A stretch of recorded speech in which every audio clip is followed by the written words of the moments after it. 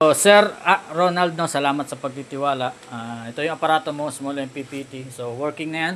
So, kita mo is TV. Then, electric fan sa bahay, walang problema. 100 watts load per hour, daytime. Pwede ka mag-extension, no.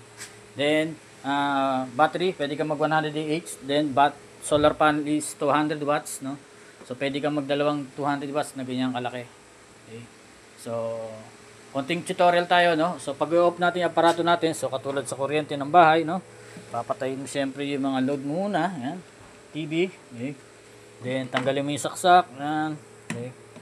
Then, ito. Tanggalin natin. So, patayin na yan. Okay. So, pagpapatayin ng aparato, unahin natin is yung solar panel para mawala yung icon. Then, yung inverter. Okay. Nawala na rin yung power dito. No? Then, yung battery. Ang huli.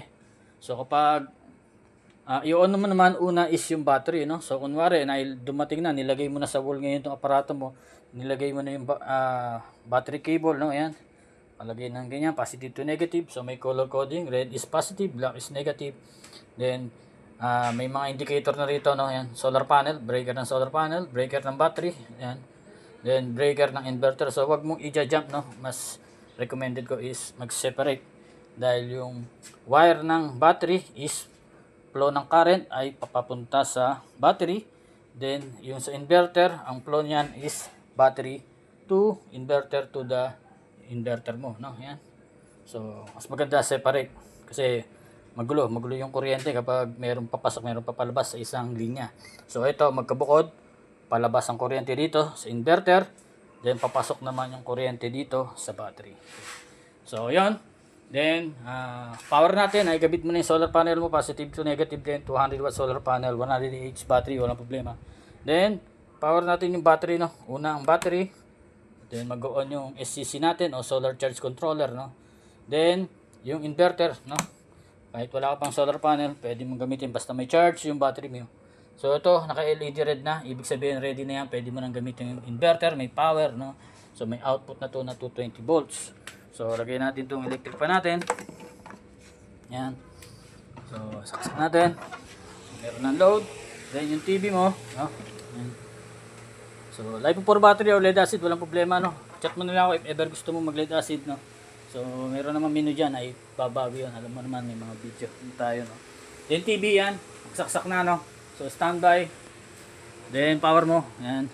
Okay. So, yan. TV. So, daytime, walang problema. Maghapon yan. Meron kang TV at electric fan.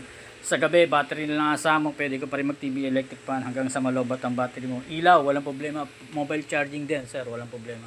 So, pure sine wave ang inverter mo. 1,000 watts ang surge. Then, 500 watts lang ang continuous. Pwede ka dito mag-washing machine na twin tab. No? Dryer and washing, walang problema. At daytime, no? 1 to 2 hours. Sa gabi, walang problema. Basta full charge ang battery mo, pwede pa rin mag-washing. So, salamat ulit sa pagtitiwala, no? So, power natin yung solar panel.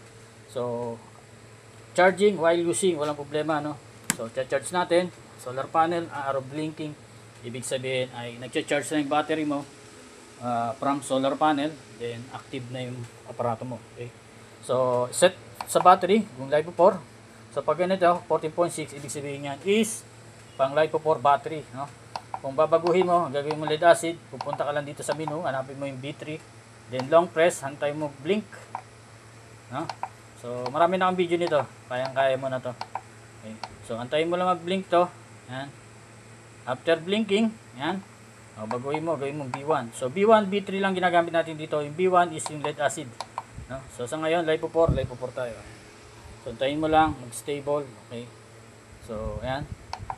Pang LiPo4, 14.6 ang charging niya.